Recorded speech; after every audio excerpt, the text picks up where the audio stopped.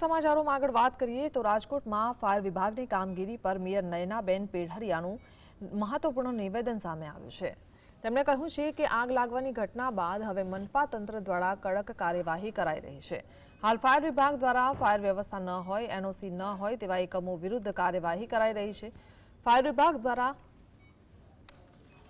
પ્રથમ તબક્કામાં નોટિસ ફટકારવામાં આવી છે, જે બાદ હજુ 2 વખત નોટિસ આપવામાં આવશે। જો 3 નોટિસ મળે તો પણ ફાયર વ્યવસ્થા અને એનઓસી નહીં લેવામાં આવે તો કડક કાર્યવાહી કરવામાં આવશે, જેમાં પાણીના કનેક્શન અને લાઇટ કનેક્શન કાપવામાં આવશે।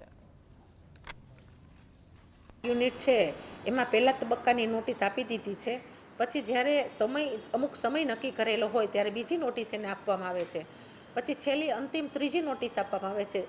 અને જો એ લોકો ફાયર સિસ્ટમ એના બિલ્ડિંગની અંદર દાખલ ન કરે તો એનું નળનું જોડાણ અને વીજળી કનેક્શન પણ કાપી લેવામાં આવશે અને આ બાબતમાં કોર્પોરેશન દ્વારા કડક કાર્યવાહી કરવામાં આવશે।